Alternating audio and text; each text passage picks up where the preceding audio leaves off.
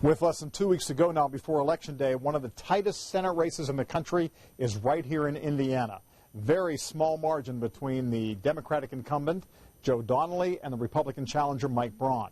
Now, to get some insight into this race, let's take a look at what happened in Indiana in 2016. You can see that President Trump was a big winner here with 57% of the vote. And in particular, let's take a look at Morgan County, where the president got 76% of the vote. Very wide margin there. Our political reporter, Kevin Rader, went back to Morgan County today to see if the folks there still feel that way about the president and what that could mean for the U.S. Senate race in a couple of weeks. It's hard to believe that there is something scarier looming out there than Halloween. But there is. Election Day.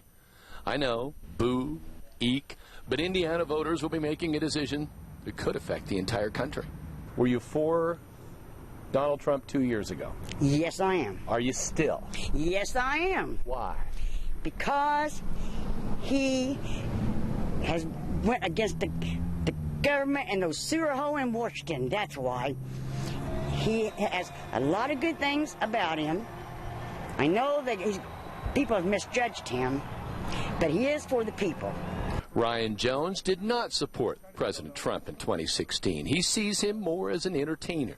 And I feel if we have somebody in the presidential office that's, taking charge of our country, we should have somebody that has more serious attitude about things and not so just kind of, comical in ways. I think he thinks he's funny at times, and I just think we need somebody that's just very serious about the country, able to have a good time, don't get me wrong, but just a lot more serious needed in the office. So now the next question is, will that sentiment for or against the president make a difference in how they vote for United States Senate in Indiana? Nope. Why not?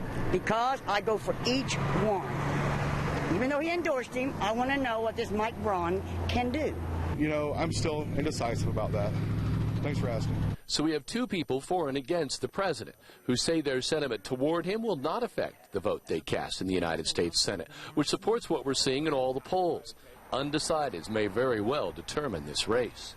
In a spooky situation, I guess. In Martinsville, Kevin Rader, Channel 13, Eyewitness News.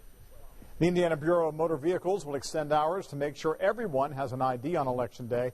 The BMV will open on Monday, November 5th from 8:30 in the morning until 8 o'clock that night, and it will reopen on Election Day at 6 in the morning and stay open for 12 hours.